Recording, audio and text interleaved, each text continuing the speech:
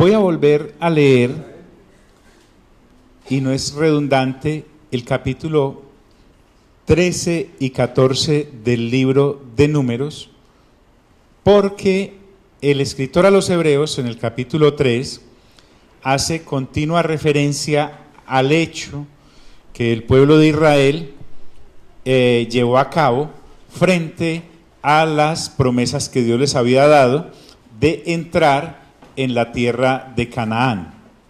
Voy a ir rápido. El Señor le dijo a Moisés: quiero que envíes a algunos de tus hombres a explorar la tierra que estoy por entregar a los israelitas. De cada tribu enviarás a un líder que la represente. De acuerdo con la orden del Señor, Moisés los envió desde el desierto de Parán.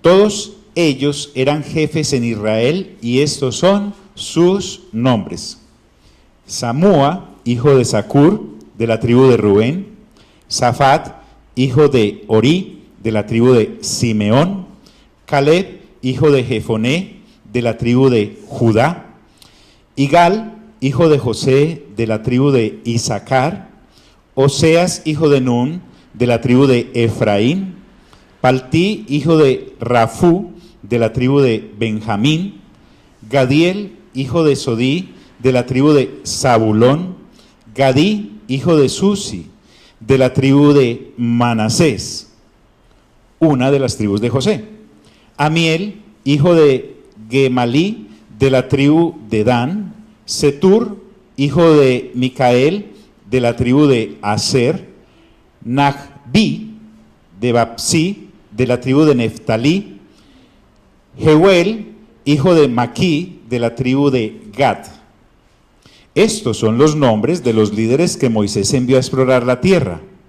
A Oseas, hijo de Num, Moisés le cambió el nombre y le puso Josué.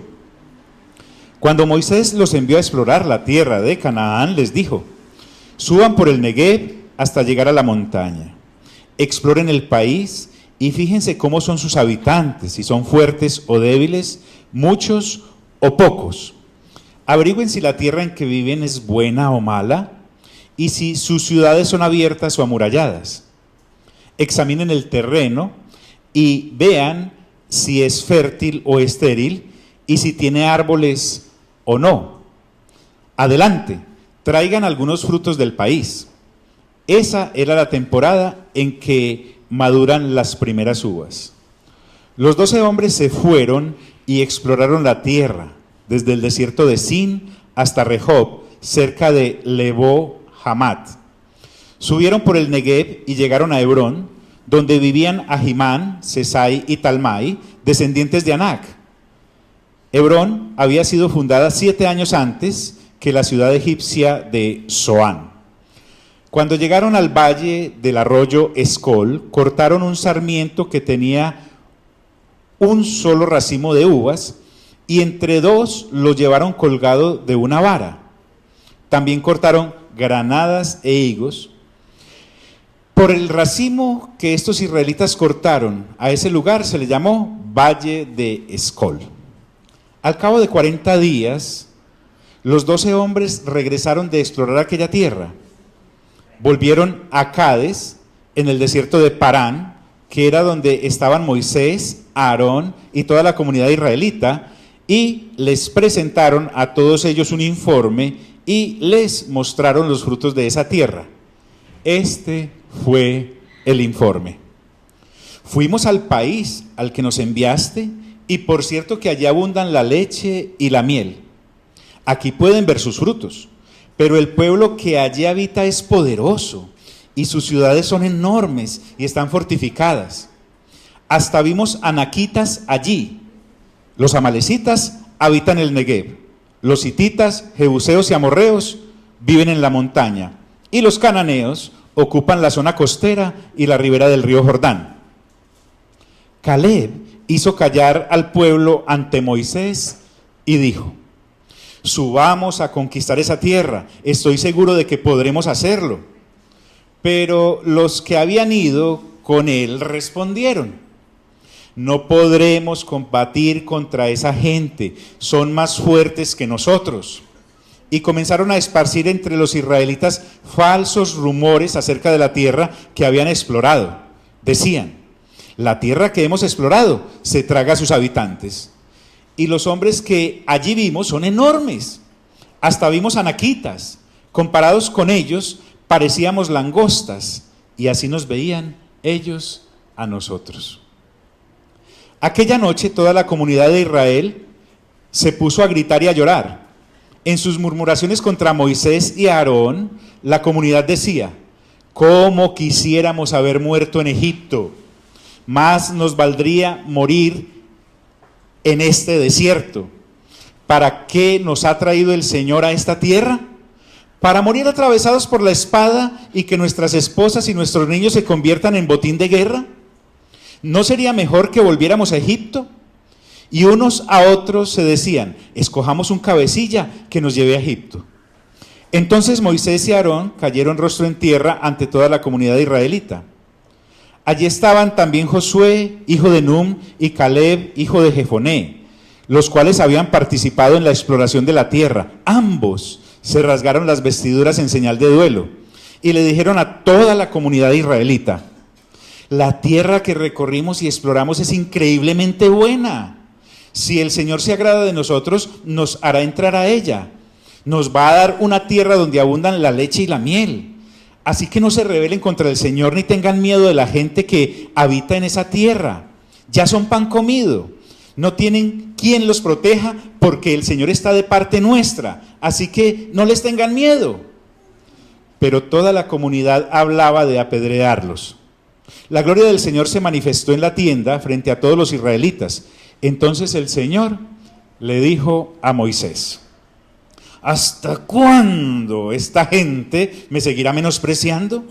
¿Hasta cuándo se negarán a creer en mí, a pesar de todas las maravillas que he hecho entre ellos? Voy a enviarles una plaga que los destruya, pero de ti haré un pueblo más grande y fuerte que ellos. Moisés le argumentó al Señor: recuerda que fuiste tú quien con tu poder sacaste de Egipto a este pueblo. Cuando los egipcios se enteren de lo ocurrido, se lo contarán a los habitantes de este país, quienes ya saben que tú, Señor, estás en medio de este pueblo. También saben que a ti, Señor, se te ha visto cara a cara, que tu nube reposa sobre tu pueblo y que eres tú quien los guía, de día en la columna de nube y de noche en la columna de fuego.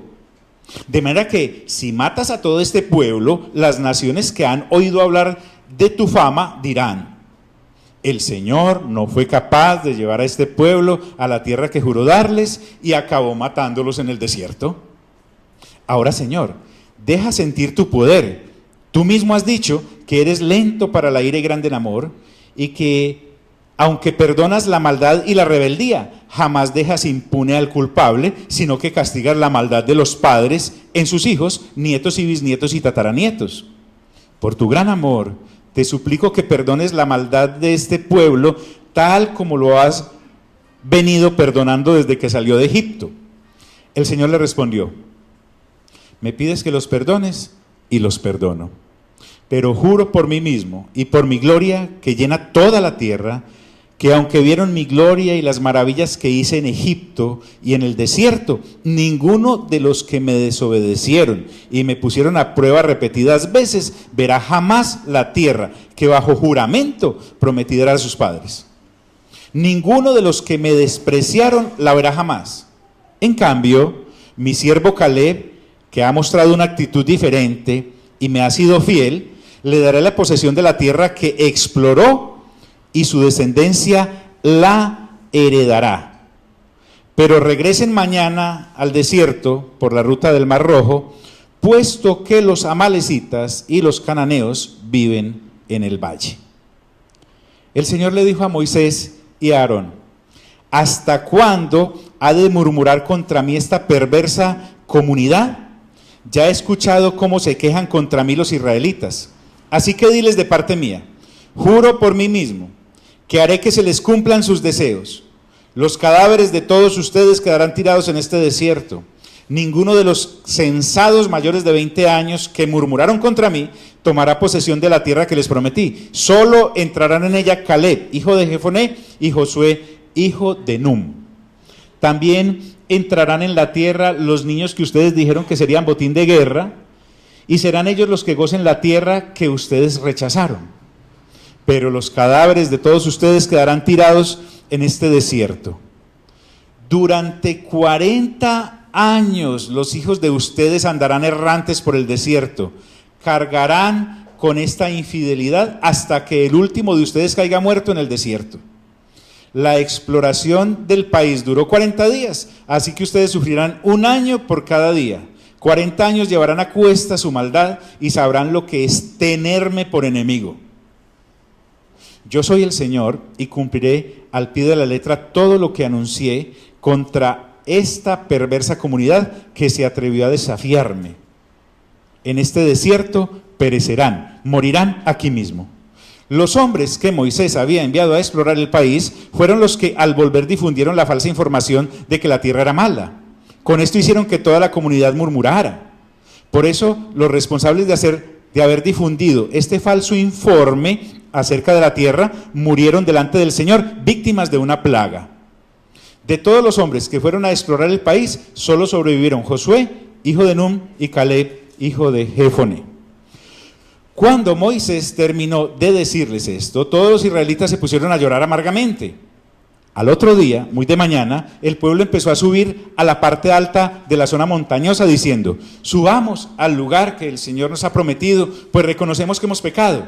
Pero Moisés les dijo: porque han vuelto a desobedecer la orden del Señor, esto no les va a dar resultado. Si suben, los derrotarán sus enemigos, porque el Señor no está entre ustedes. Tendrán que enfrentarse a los amalecitas y a los cananeos, que los matarán a filo de espada. Como ustedes se han alejado del Señor, Él no los ayudará. Pero ellos se empecinaron en subir a la zona montañosa, a pesar de que ni Moisés ni el arca del pacto del Señor salieron del campamento.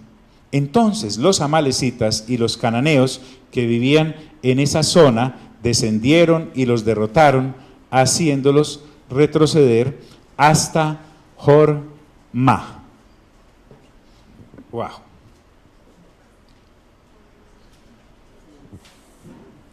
Ese panorama es real, no es una historieta, es una historia, es real, ocurrió entre los israelitas. Cuando el escritor a los hebreos va a hacer una comparación entre la justa retribución que trajo el desobedecer los mandatos de Dios a través de Moisés en el antiguo pacto, y recibieron esa sanción justa porque procede de Dios. Usted y yo pues ya pasamos ese periplo de ingenuidad en la cual decimos: ay no, pero Dios, ¿por qué dijo eso? Que van a ver que es tenerlo por enemigo a Él, qué horror, porque Dios es así. Ya usted y yo sabemos que todas las acciones y reacciones de Dios son santas, no necesita explicárnoslas, Él obra porque Él es Dios y punto, de manera soberana. Entonces no podemos comparar esa ira de Dios con una ira nuestra, pues, porque eso es como pelea de plátano con tochi. Entonces, lo que Moisés ordenó y no fue cumplido porque se lo daba Dios a Moisés, al desobedecerlo a los israelitas recibió justa retribución, porque es que estaban deshonrando a Dios, que les había prometido entrar a esa tierra, y al haber tratado de mentiroso a Dios, porque miren las palabrotas de grueso calibre que estaba diciendo esta gente, que era mejor que se hubieran muerto en Egipto y no haber salido de allá. Es más, que era mejor morirse ahí en ese desierto que tratar de entrar a esa tierra en donde seguramente ellos pensaban que Dios los iba a sus mujeres y a sus hijos volver botín de guerra y para que ellos murieran. A propósito, recuerden que Dios le dice: si ese es su deseo, se les cumplió. Y así fue. Qué terrible es la poderosa desgracia de las palabras descuidadas que pueden salir de la boca de los seres humanos. Pero entonces ahora el escritor a los hebreos está tomando este pasaje en el capítulo 3, como ya vimos, para mirar que si los hebreos en su momento descuidaron el ordenamiento dado a través de Moisés, de parte de Dios, y recibieron sanción, ¿cómo será? Y recuerden que la carta a los hebreos está dirigida ¿a quiénes? ¿A los qué? A los hebreos. ¿Cómo será si ellos llegan a descuidar una salvación tan grande que ahora que ellos son creyentes en Cristo Jesús, del pueblo judío que han creído en Cristo Jesús, llegan y se devuelven en vez de avanzar hacia esta salvación tan grande que les ha sido dada en Cristo Jesús? Entonces, si ese asunto en el antiguo pacto recibió esa sanción, ¿qué pasará si ahora deciden descuidar esta salvación tan grande que les ha sido dada en el nuevo pacto de la gracia en Cristo Jesús? También queremos anotar que no se está refiriendo a unos hebreos ya cristianos que se van a deambular por los caminos de la carne a cometer pecados. Eso está malo, eso pues no tiene discusión. Aquí está yendo un grado más allá, y es que después de haber creído en Cristo Jesús, estos hebreos vuelvan y miren hacia el tabernáculo o al templo y decidan volverse a ir a sacrificar allá conforme al antiguo pacto, desconociendo entonces que hay un nuevo pacto en el que ya habían creído. Entonces, si ellos se deslizan de ahí, ya no hay nada más que hacer. La retribución entonces para esa clase de regresión es impensable. Y voy a leer los primeros versículos del capítulo 3, por los cuales ya pasamos hasta el 10. Ya este escritor a los hebreos le está diciendo, además el escritor a los hebreos supone que usted y yo ya tenemos claro el capítulo 2 y el capítulo 1. Si no lo tenemos claro, pues visitemos YouTube y ahí están ya, gracias, montados toditos. Por tanto, hermanos santos, está hablando el escritor a los hebreos, participantes del llamamiento celestial, considerad al apóstol y sumo sacerdote de nuestra profesión, Cristo Jesús. Él está hablando a hebreos que ya saben. Por lo general, para los hebreos la palabra Cristo no era crimen, pues. Ellos estaban esperando. Cristo equivale a Mesías, equivale a ungido, ¿correcto? Entonces, ellos estaban esperando un Mesías, estaban esperando un ungido, pero ahora lo tienen plenamente identificado. Que ese Cristo es ¿quién? Jesús, aquel Jesús que vino de la tribu de Judá y que trae un nuevo pacto, un nuevo sacerdocio, unas nuevas promesas, no temporales sino eternas. Eso lo va a desarrollar el escritor a los hebreos de una manera magistral, porque en esta carta a los hebreos se nos muestra el amor tan tremendo que Dios tiene por su pueblo. A los hebreos les dedica una cartica completica para explicarles casi que con detalle por qué no el antiguo pacto, sino el nuevo pacto. ¿Qué era el sacerdocio en el antiguo pacto? ¿Qué es el sacerdocio en el nuevo pacto? ¿Cuáles son las promesas en el antiguo pacto? ¿Cuáles son las promesas en el nuevo pacto? ¿Quién es el dueño del tabernáculo del antiguo pacto? ¿Quién es el dueño de la casa de donde se tomó la copia de ese tabernáculo? Entonces, el escritor a los hebreos no tiene ningún problema en ya hablar cara a cara con creyentes hebreos, porque para ellos el Cristo es Jesús. Entonces, por eso dice Cristo Jesús. En cuanto a ese Cristo Jesús, dice que es fiel al que le constituyó. Dios Padre es el que constituye a su Hijo, ya lo vimos en el capítulo 1, es superior a los ángeles en el capítulo 1, es superior, aunque toma forma de hombre, es superior en cuanto a la herencia que recibe por haber hecho delante de Dios, siendo 100% hombre, sin dejar de ser 100% Dios, agradarlo completamente en obediencia. Y acá, en el capítulo 3, nos está mostrando que este Señor Jesús, el Hijo de Dios, el Cristo, es superior a Moisés, porque ya vimos que si nosotros en lo humano, miremos desde lo humano, allá está Moisés y aquí está el Señor Jesús. Moisés tiene una trayectoria impresionante, hasta en su nacimiento. Miren el nacimiento de Moisés. ¿Recuerdan cómo se llamaba el papá y la mamá? Amram y Jocabed.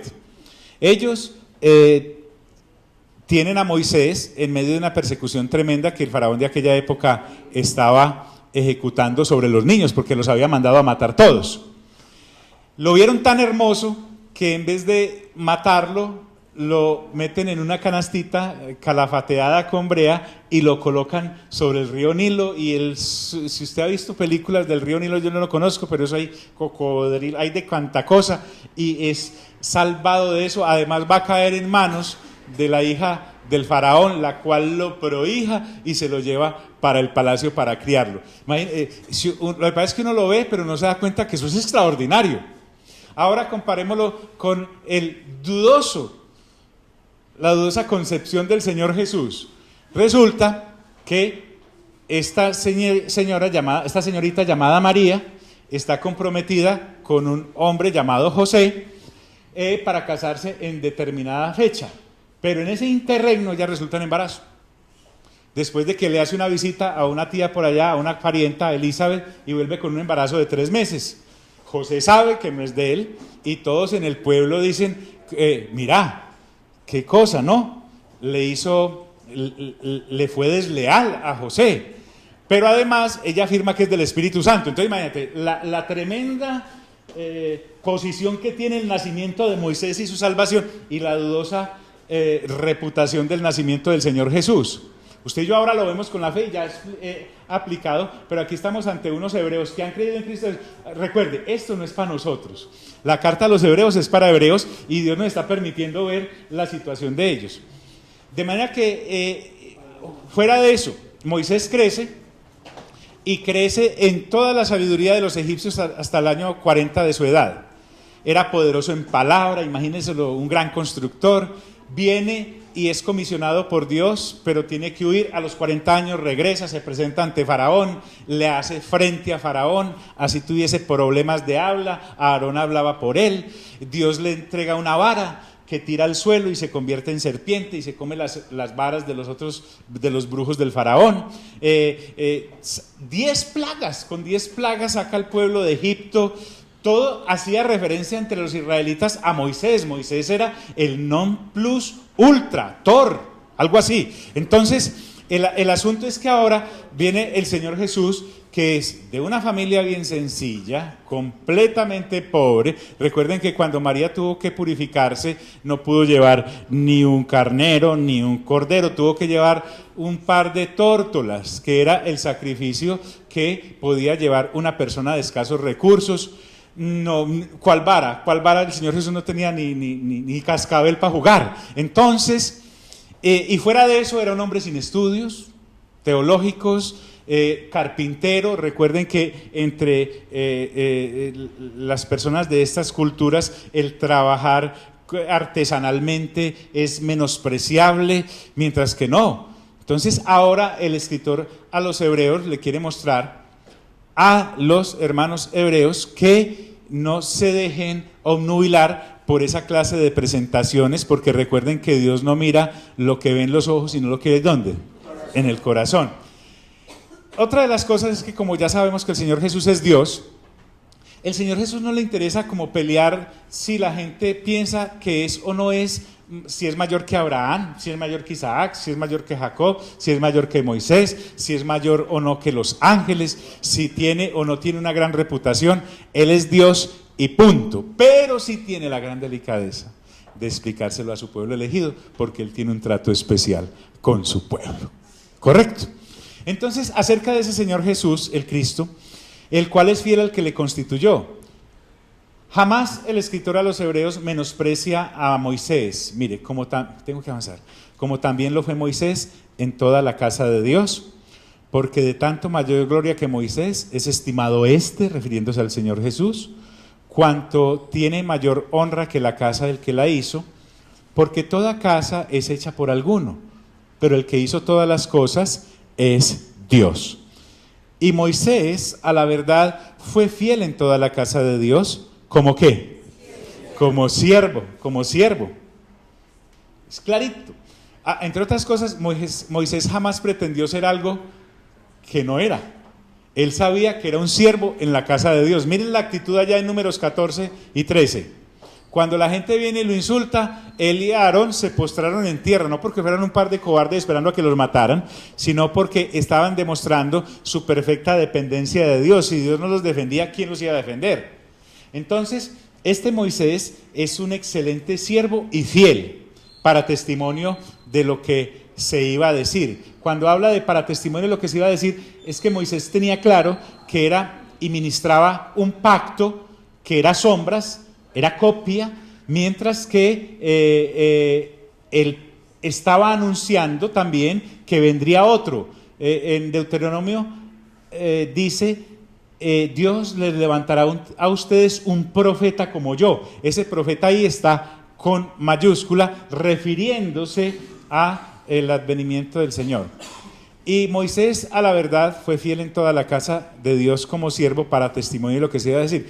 Pero Cristo, ya nos dijo anteriormente que es Jesús, como hijo sobre su casa. El Señor Jesús estaba en su casa. Moisés era el mayordomo de esa casa. No son comparables. Cada uno tiene su función. Moisés nunca pretendió ser algo superior, mientras que los israelitas con el paso del tiempo, sí, no, por encima de Moisés no hay nada.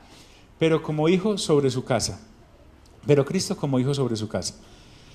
La cual casa somos nosotros. Ya hablamos sobre eso. Si retenemos firme hasta el fin. Bueno, cuando él dice la cual casa somos nosotros, inmediatamente nosotros nos jala eso ahí, nos queremos ver como ahí metiditos, ¿cierto? No, a nosotros ya nos explicó la misma situación en Romanos, Efesios, Filipenses, Colosenses.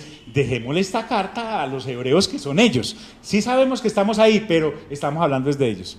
Entonces, el escritor a los hebreos, que es hebreo, dice, la cual casa somos nosotros. Cuando nos está diciendo el escritor, yo también soy cristiano. La cual casa somos nosotros.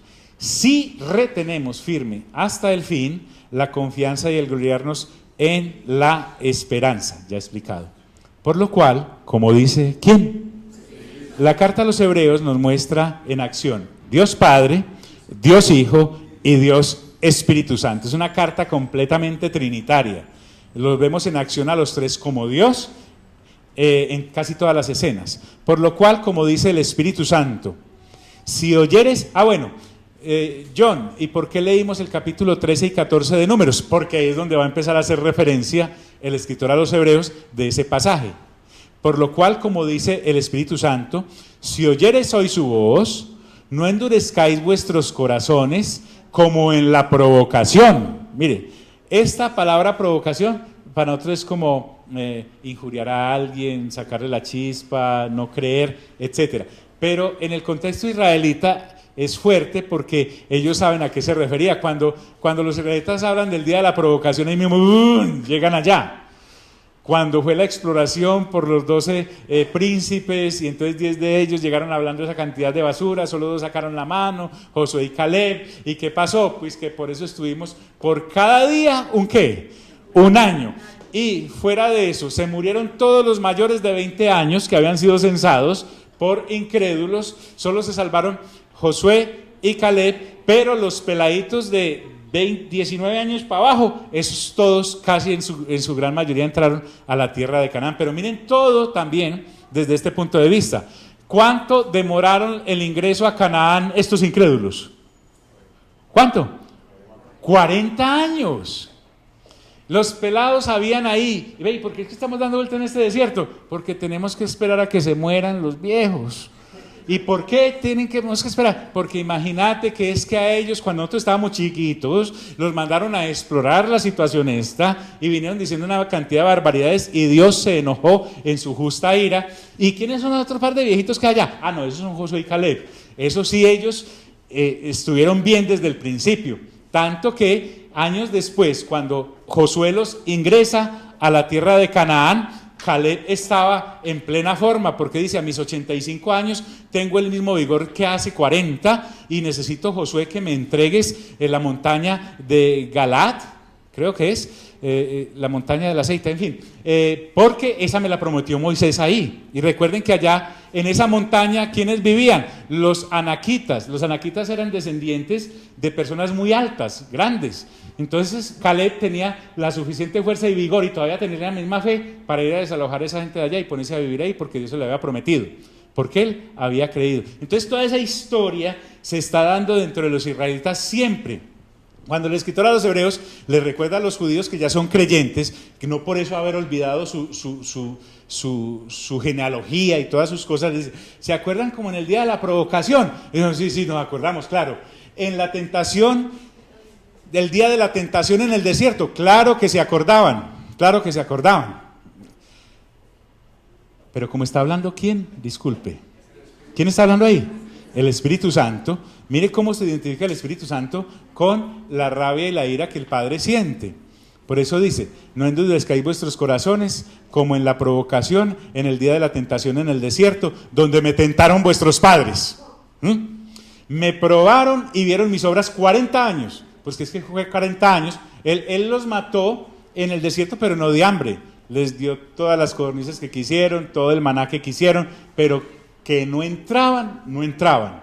Me probaron y vieron mis obras 40 años. A causa de lo cual me disgusté contra esa generación. Impresionante cómo esta palabra generación es grande, porque pasaron 40 años. Y dije, está hablando Dios en la voz del Espíritu Santo. Miren el asunto y el problema que había en estos creyentes de Números 13 y 14. Digo creyentes porque ellos habían creído cuando salieron de Egipto por mano de Moisés. Ellos empezaron bien, empezaron creyendo, pero terminaron descreídos. A causa de lo cual me disgusté contra esa generación y dije, siempre andan vagando en su corazón. Ya aclaramos que un corazón vagabundo es una mente que no es firme, son de mente fluctuante. Un día piensan y están completamente consagrados a Dios y al otro día, depende de cómo amanezca el dólar, se desconsagran. Un día piensan, qué maravilla, y al otro día amanecen en la depre de la fe y no creen en nada. Un día están vigorosos en las cosas y a eso se refiere. A Dios no le gusta un corazón así.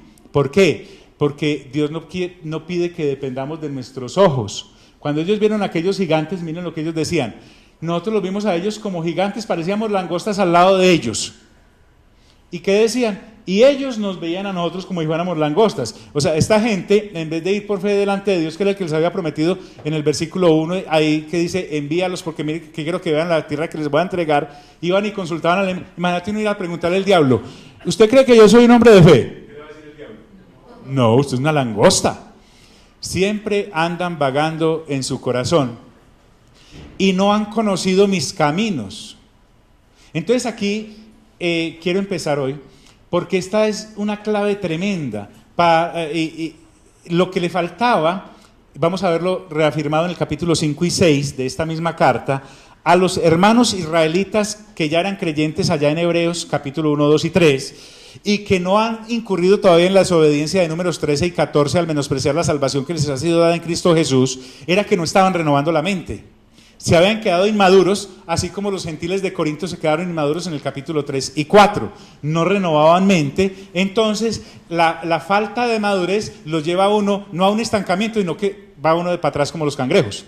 Sin darse cuenta, el que no madura en esto se devuelve, se va resbalando y termina otra vez casi que en los caminos de la incredulidad.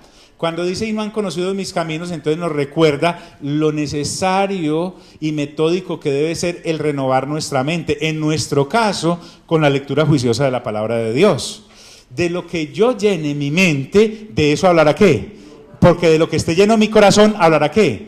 El Señor Jesús lo dijo. Es que no es lo que entra al cuerpo lo que contamina a una persona. Es lo que sale de su corazón. Y ya enumeró el Señor Jesús también que es. Este asunto es muy serio. Vuelvo a este punto, saquemos algo acá para nosotros. Miren, había 10 vírgenes, unas eran prudentes y otras eran imprudentes. Las prudentes tenían, además del aceite de la lámpara, una vasijita con aceite para cuando se acabara ese. Las imprudentes tenían sobre el aceite de la lámpara, pero la vasijita vacía. Cuando vino el novio, el esposo, quisieron todas salir detrás de él y lo hicieron, pero a las imprudentes se les acabó el aceite y se volvieron a las prudentes y les dijeron, denos, estas prudentes dijeron, no, es que nosotros somos muy prudentes, si nosotros les damos del aceite nuestro, entonces nos quedamos sin aceite, son las 10, vayan a los que venden aceite y si nos alcanzan, nos alcanzaron, nosotros mientras tanto seguimos detrás del novio. Efectivamente fueron, se proveyeron del aceite, pero cuando llegaron al lugar de la boda ya habían cerrado ¿qué? La puerta y tocaron y no las dejaron entrar. Entonces permítame este asunto de renovar la mente es serio, Mire, créame, no es que un día yo me puse a pensar, hombre, ¿en qué entretengo la congregación? Como para que dejen ya a leer 9 capítulos diarios, pues se verá. No, habrá un momento en el que la lectura juiciosa de la palabra que ahora estás haciendo como virgen prudente se tendrá que hacer efectiva. El asunto es que si a algunos de nosotros nos pareció que eso no era, que 9 es como un número, no me gusta más el 8, ¿sí? O qué pendejada, yo tengo mi comunión directa con el Espíritu Santo. Vas a decir, rayos, voy a decir, rayos, si me hace falta como estar fundamentado más en lo que la palabra dice, pero y entonces ahora ¿cómo es que se lee? Entonces te le va a preguntar a las prudentes, y las prudentes le dicen, se lee de esta manera, y mientras pues se desatrasa, de pronto ya vino el marido y ¿qué? Y no hablemos de que el Señor regresó por segunda vez, pues solo por lo que están leyendo nuevos capítulos. No. Pero pensemos, por ejemplo, si alguien se te presenta y te dice, fulanita, fulanito, explícame según la palabra de Dios, ¿qué es esa fe que vos tenés? Y vos, sí, mostrámelos en capítulos y versículos porque yo quiero estar como bien fundamentado. Pero si estás preparado y preparada y viene una persona y te dice, explícame, tú le puedes decir, mira, como dice la palabra de Dios. Es más, de tu interior empiezan a salir pasajes y pasajes y pasajes para poderle hablar a la otra persona sin decirle versículos. Sino, no sé si me estoy haciendo entender, amigos. Entonces, eso se llama madurar. Eso se llama madurar. Uno no madura con cursos, con cursillos, con devocionales, con libros. Uno no madura con ir a cursos de parejas, seminarios de cómo echar fuera demonios, cómo barrer y trapear la casa según la Biblia. Nada de eso. A uno lo madura es el alimento diario de la misma palabra de Dios. ¿Correcto? Que es lo que estamos tratando de hacer. Ay, no, pero es que yo estoy muy anciano para eso. La Biblia no dice que es para jóvenes. Ay, no, es que yo estoy muy jovencito. Mire, yo a mí soy puber. Y los púberes no leemos tanto, porque no está hablando de eso. Y no han conocido mis caminos. Por tanto, ¿recuerden quién está hablando ahí? ¿El Espíritu qué? Santo.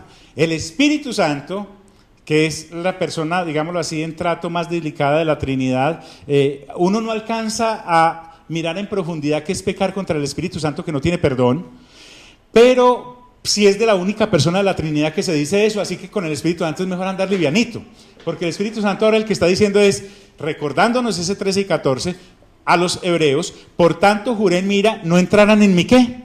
En mi reposo. Entonces recuerden que en este momento, para él, reposo, allá en 13:14 es haber entrado a la tierra de Canaán, donde los israelitas iban a reposar de todas sus penurias en Egipto, de ese pequeño paso por el desierto, iban a estar bien, a lo bien. Era además un reposo humano, era un reposo terrenal, era un reposo de tierras como nación, y ese era el ofrecimiento que había ya en ese pacto. Entonces el Espíritu Santo dice, por tanto, juré en mi ira, no entraron en mi reposo. Y pregunto, ¿entraron? No entraron. Y entonces ahora el escritor de los Hebreos para. Ya nos llevó por el 13 y 14 y ahora se dirige a los hebreos de hace 2000 años y les dice, mirad hermanos, aquí ya no les está hablando solamente como hermanos de raza, hebreos, les está hablando ahora como hermanos en Cristo, porque ya eran cristianos, doblemente hermanos eran estos. Mirad hermanos, pongan atención, es lo que está diciendo, que no haya en ninguno de vosotros corazón, ¿qué? Malo de incredulidad. Los está alertando de no caer en la incredulidad de aquellos que en 13 y 14 de Números cayeron. En el caso de los de hace 2000 años, les está advirtiendo de no entrar en incredulidad, y entonces, al igual que aquellos murieron y no entraron en Canaán, estos de hace 2000 años, por entrar en incredulidad, en un corazón malo, recuerdan que dice el Señor Jesús que una parte cayó en buen camino, en buen terreno, y otra cayó en terreno malo, y empezó a explicar la clase de terrenos. Un corazón malo es aquel en el cual no pelecha la palabra de Dios. no nace la palabra de Dios, en este caso la palabra del reino. Así como aquellos fueron apartados de entrar en Canaán, ahora nosotros podemos ser apartados de entrar a la casa de Dios. Acaba de decir, la casa de Dios, la cual somos nosotros, la casa de Dios. Entonces, corazón malo, entiéndalo como falta de confianza en lo que Dios dice, falta de fe en lo que Dios dice. Y si yo tengo falta de confianza en lo que Dios dice y en lo que Dios promete, entonces resulta que yo soy un incrédulo. Así diga que creo. Porque a nosotros, los creyentes, nos distingue que sí creemos. No se nos conoce como dudantes, sino como creyentes. En aquellos del 13 y 14, 10 de ellos eran dudantes, y la duda, por lo que veo, se contagia más fácil que la fe. Porque miren, con 10 malos informantes, todos los mayores de 20 años para arriba no entraron. Mientras que la fe que tenían Josué y Caleb, que era poderosa, no fue capaz de detener semejante avalancha, sino sobre ellos. Entonces aquí el asunto es tenaz, que no haya en ninguno de vosotros corazón malo de incredulidad, para apartarse del Dios vivo. El alejamiento del que el escritor a los Hebreos, está hablando acá, no estaba ya realizado en el corazón de los creyentes de hace 2000 años que ya crean en Cristo Jesús. Estaba solo enquistadito ahí, en su falta de madurez, como vamos a ver. Entonces, y ese alejamiento fue paulatino. Uno se empieza, después de haber creído en Cristo Jesús, a alejarse de Él poco a poco. Uno no amanece mañana descreído, sino que se va enfriando. Así como alejarse de Moisés trajo consecuencias, el escritor a los Hebreos está diciendo, alejarse del Hijo de Dios es un completo desastre. Un completo desastre. Porque mientras que las promesas dadas en Moisés eran temporales y trajeron consecuencias, el alejarme de Cristo Jesús, en el cual las promesas son eternas, es perderme para la eternidad, para apartarse del Dios vivo. Y aquí trae como una, llamémoslo terapia de grupo. Antes, en vez de meterse uno en incredulidad, exhortados los unos a los otros, ¿cuándo? Cada día. Y aquí viene el asunto, ¿para qué nos reunimos nosotros? Fíjate qué interesante. Las reuniones a las que está invitando este creyente de escritor a los hebreos creyentes de hace 2000 años, era que entre los creyentes debe haber una vigilancia interdependiente. No es un señalamiento. ¿Usted está haciendo eso? No. Es una vigilancia interdependiente. Lo que me está diciendo es, soy responsable de mis hermanos y de mis hermanas. No soy juez de mis hermanos y de mis hermanas, sino responsable de que todos pasemos a nuestro respectivo reposo, en este caso, la eternidad que nos ha sido prometida en Cristo Jesús. Entonces, la persona que se separa, leí hace poco una historia muy linda. Se trataba de una persona que dejó de congregarse. Entonces, basados en Hebreos 10:25, que dice, no dejéis de congregaros como algunos que tienen por costumbre. Vamos a ver que sí y no cuando lleguemos al capítulo 10, pero basados en esa historia. Entonces, uno de los de la congregación fue a visitarlos, fue a visitar esa casa, y como estaba haciendo mucho frío, tenían encendida la chimenea, sin mediar palabras, sin decirle por qué no has vuelto, ni nada de eso. El que fue, tomó uno de los carboncitos de la chimenea y lo puso aparte, y empezaron a hablar de otras cosas. Al rato miraron, la chimenea seguía ¿qué? Prendida, y el carboncito que había pasado se apagó. Entonces, en ese orden de ideas, cuando una persona se separa de este renovar mente como el que Dios nos ha permitido tener gracias a su pronta misericordia, se va enfriando y se va apagando, y cuando menos empieza está más frío que un témpano, más fría que un helado, ¿cierto? Ojo, entonces, ¿para qué nos reunimos? Es lo que está diciendo este escritor a los Hebreos. Nosotros nos reunimos ¿para qué? ¿Para hablar de fútbol? Nosotros nos reunimos ¿para qué? Para hablar del próximo paseo que vamos a hacer, el próximo tour por la Tierra Santa. Nosotros nos reunimos ¿para qué? En el aspecto social. No, nosotros nos tenemos que reunir es para procurar nuestro crecimiento espiritual. Es decir, que nuestra conversación esté completamente sazonada con sal, con la sal de la palabra. Pero resulta que aquí viene a lo que iniciamos hace unos 4 o 5 años, que recordemos para qué se reúne el creyente que no está renovando mente. Ya nació de nuevo, pero por no estar renovando mente, sigue hablando ¿de qué? Dígalo, ¿de qué? de qué beber, qué comer y qué vestir. Ojo pues, uno sabe, el Señor Jesús nunca estuvo charlando, el Señor Jesús es de muy buen humor, pero no es un charlatán. Recuerden que el Señor Jesús dijo, no pueden servir a las riquezas y ¿a quién? Y a Dios. ¿Lo dice o no lo dice la Escritura? En el original es, no pueden servir a Mamón, que es el Dios de la fortuna y mantiene a la gente esclavizada de la codicia, y a Dios, que es el que vino a ofrecernos la vida eterna.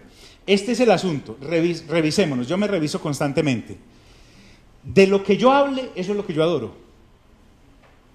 Y en últimas, o yo estoy hablando de Dios como un buen reproductor de renovación de mente, o estoy hablando de plata, en cualquiera de sus manifestaciones. No hay dos clases de conversación. O le sirva a Dios o le sirva a la riqueza. Entonces esta gente estaba cometiendo el error, digámoslo así, de reunirse como en un roce social y no en procurar el crecimiento espiritual constante en cada reunión, cualquiera fuera la índole de esa reunión.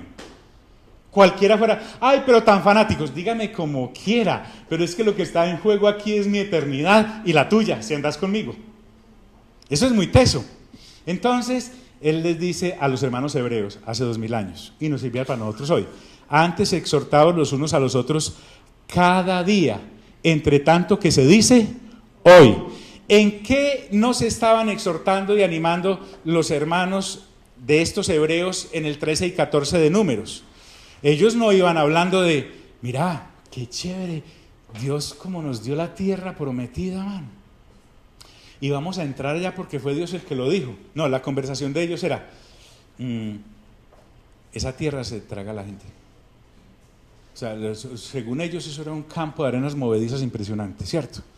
Y somos enanos al lado de esos gigantes. Y de verdad, Dios, no, es que era mejor en Egipto. Acuérdense que estaban buscándose un líder para volverse a Egipto, que porque allá según ellos vivían muy bueno. Y no era así, ellos no estaban renovando mente basados en la promesa de Dios de entrarlos a la tierra prometida. Ellos estaban completamente convencidos de que el tema era qué comer, qué beber y qué vestir. Entre tanto que se dice hoy. Entonces, si fue real para los del 13 y 14 de Números, y es real para los de hace 2000 años en Hebreos, sigue siendo real hoy porque la puerta sigue estando abierta. Entrar al reposo de Dios. La oportunidad sigue abierta. Se les dio a ellos, se les dio a aquellos de hace 2000 años y se nos da a nosotros hoy.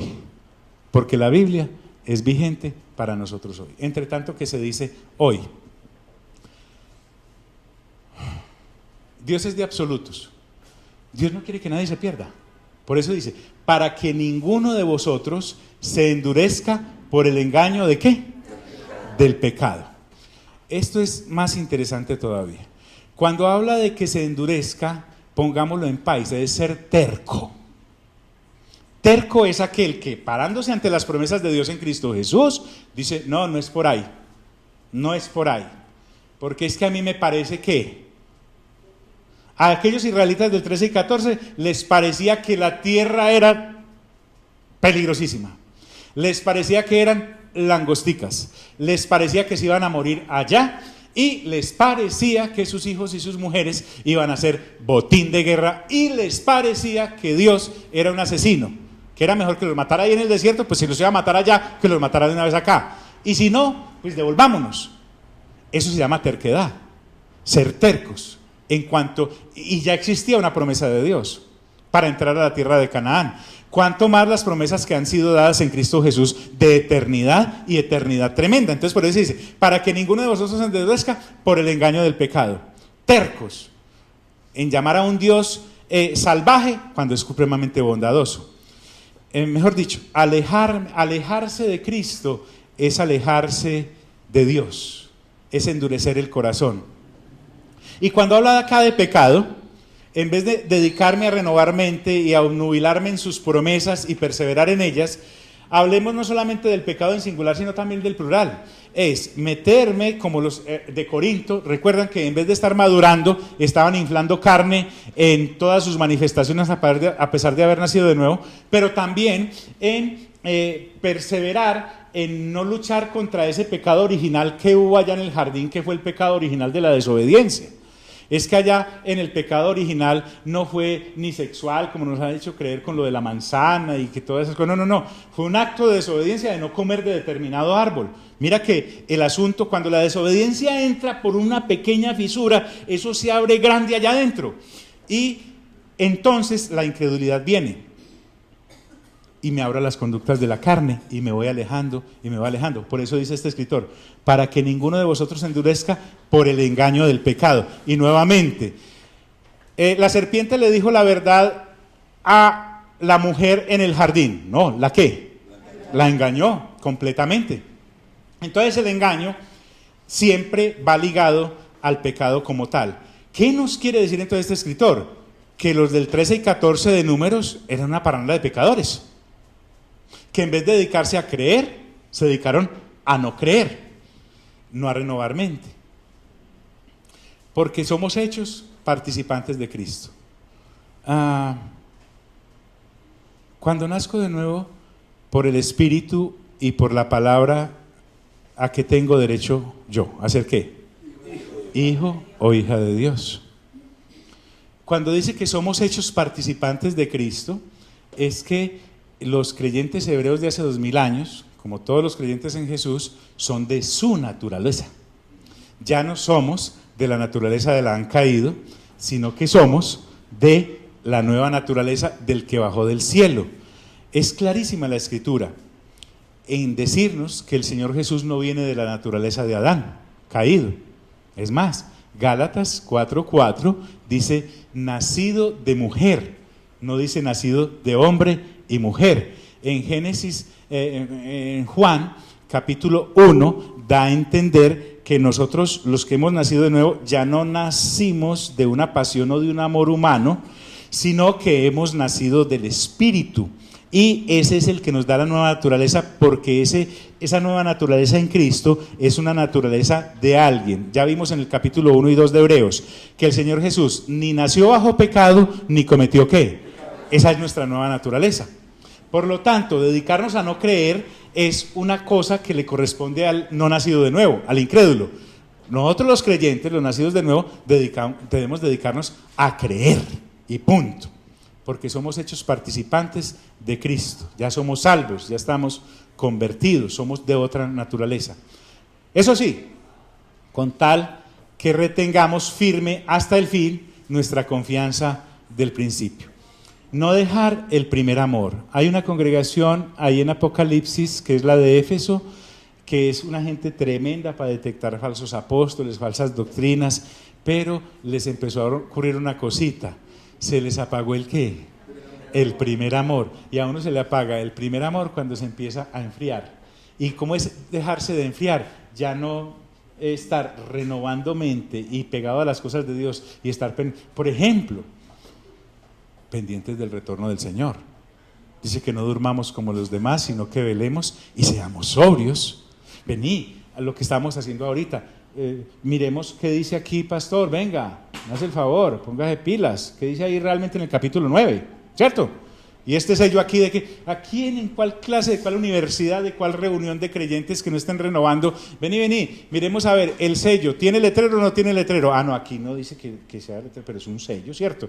En cambio el del diablo, el de la bestia sí tiene 666 y entonces...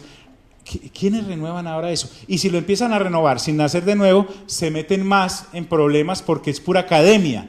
Pero acá lo que estamos hablando es retener la fe en Cristo Jesús hasta el fin, porque pueden venir las pruebas, pueden venir las vicisitudes, puede venir lo que venga, pero yo tengo promesas eternas en Cristo, sin importar los vaivenes de esta vida loca que hay en el tiempo y el espacio en el que vivimos. ¿Me estoy haciendo entender, mis amigos? Con tal de que retengamos firme hasta el fin nuestra confianza del principio. Entre tanto que se dice, y nuevamente el escritor a los Hebreos se basa en el Antiguo Testamento, entre tanto que se dice, si oyeres hoy su voz. Nuevamente, la puerta hay un momento en el que se va a cerrar. Y nuestra obligación es permanecer firmes hasta el fin. ¿Cómo nos puede llegar a nosotros el fin? O que el Señor Jesús venga por segunda vez, ¿correcto?, a recoger a aquellos que estamos esperando, como dice el capítulo 9 en la parte final de esta misma carta, o que nos muramos yo iba caminando en Cristo y me morí, entonces me toca esperar entre los que duermen en Cristo. Si estoy vivo al momento de su retorno, por eso dice, entre tanto que se dice, si oyeres hoy su voz, permaneciendo hasta el fin, como dice la parte B del versículo 14. Vuelve y dice, miren, recuerdan que en los evangelios cuando los leemos juiciosamente, el Señor a veces se separa por ahí y dice, de cierto, ¿qué?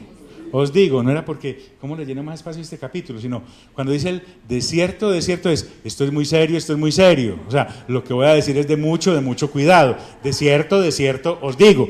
Nuevamente el escritor a los hebreos usa el método del Señor Jesús y dice, no endurezcáis vuestros corazones como en la provocación. Otra vez, el que está hablando aquí, ¿quién es? El Espíritu Santo, no lo olvide. Y su advertencia es nítida y vigente. Si uno se pone a ver, cuando uno es un pescador de añadiduras, uno anda buscando versículos para justificar sus añadiduras y sus pequeñas empresas humanas. Entonces, por ejemplo, un versículo estrella es, ¿todo lo puedo en quién? En Cristo que me fortalece. ¿Sí? Otro es, no ando por vista, sino ¿por qué? Por fe.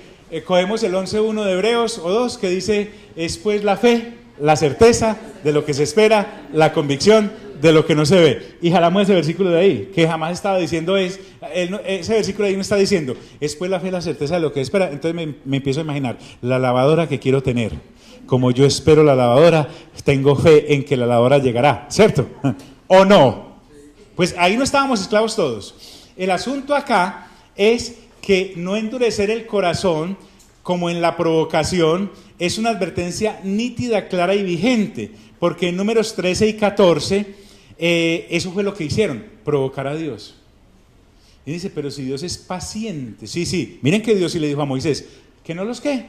Moisés, que no los mate, Señor. Listo, no los mato, ya.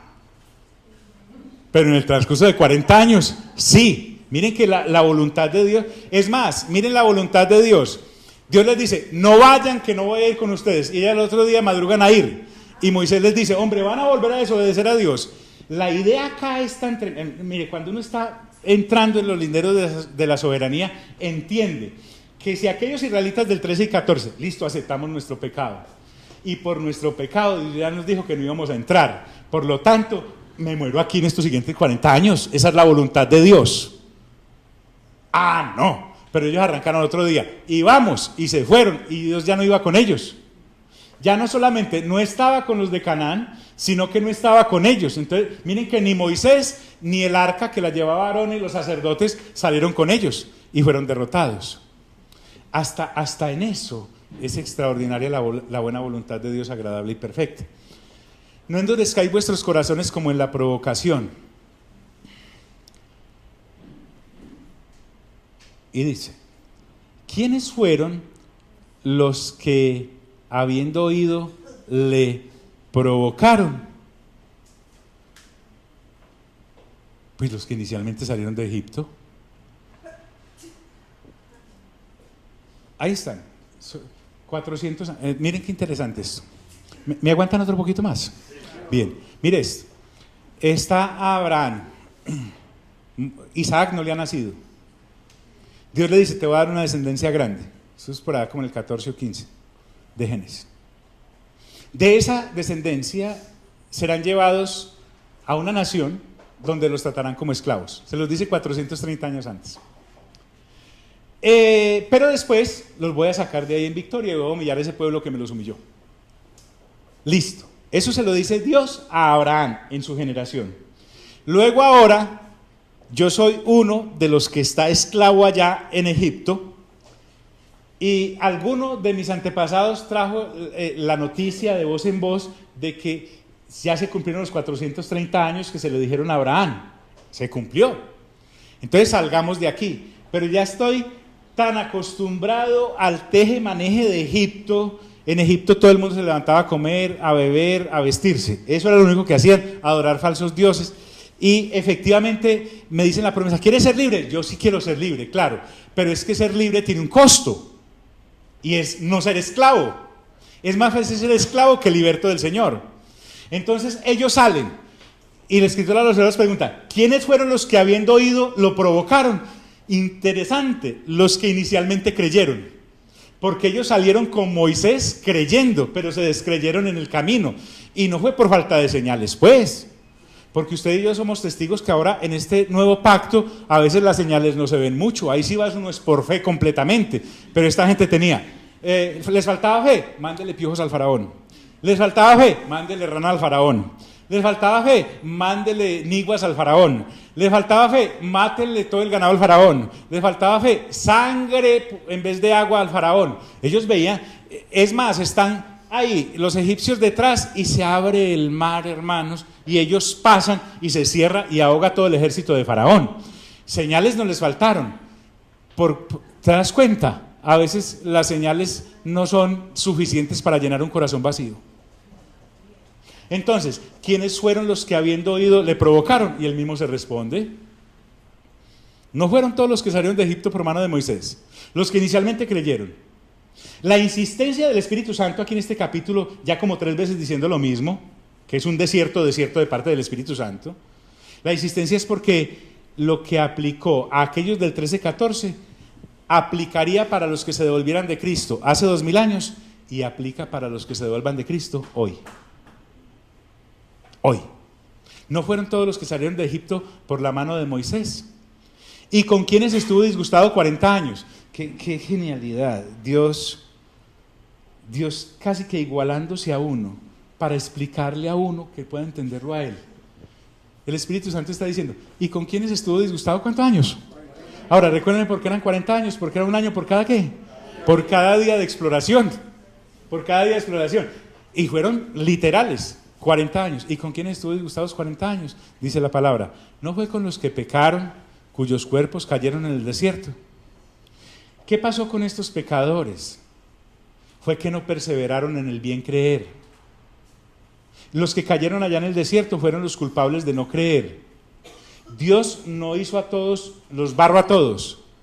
No. Miren que él le dice a Moisés, en medio de su disgusto santo, le dice, una plaga para todos. Y hago de ti una nación grande. Y Moisés le dice, no, venga Señor. Miren que Moisés también era bien interesante. Moisés le dice, no Señor, espere. Usted ya sabe que toda la gente por acá sabe que este es su pueblo, ¿cierto? Y que usted lo sacó y los va a meter a esa tierra. Pero lo que realmente Moisés no le estaba pidiendo a Dios, le estaba pidiendo a Dios, no era que no lo que inicialmente Moisés le estaba pidiendo a Dios no era que no los castigara, sino que hiciera diferencia. Porque él le dice, usted no castiga al inocente por el culpable. ¿Correcto? Entonces, mire que ese Moisés era tremendo. Y preciso, mató a los culpables, pero dejó vivos ¿a quiénes? A los inocentes, a los menores de 20 años. Por eso dice, no fue con los que pecaron cuyos cuerpos cayeron en el desierto. Dios no obra caprichosamente, Dios no va a castigar al inocente juntamente con el culpable, Él da una justa retribución. Exteriormente los israelitas que pecaron no quisieron entrar, pero el problema no estaba en lo exterior, sino que estaba ¿dónde? En sus corazones, lo vamos a ver más adelante. No fue con los que pecaron cuyos cuerpos cayeron en el desierto, y a quienes juró que no entrarían en su reposo. Dios le dijo, ustedes no van a entrar, a los que voluntariamente expresaron, no creemos en usted. O sea, lo que aquí estamos es, Dios nunca ha estado de promoción. No hay gangas en Dios, no hay como 2 por 1, nada de eso. Y a quienes juró que no entrarían en su reposo, vuelve y dice, sino a aquellos que desobedecieron. Es que la desobediencia a la que está hablando acá es una desobediencia consciente, completamente consciente. Hay gente que no es de toda la fe, dice el apóstol Pablo en Tesalonicenses. Hay hombres malos, hay gente mala. Y vemos que no pudieron entrar a causa de incredulidad. Y con esto finalizo.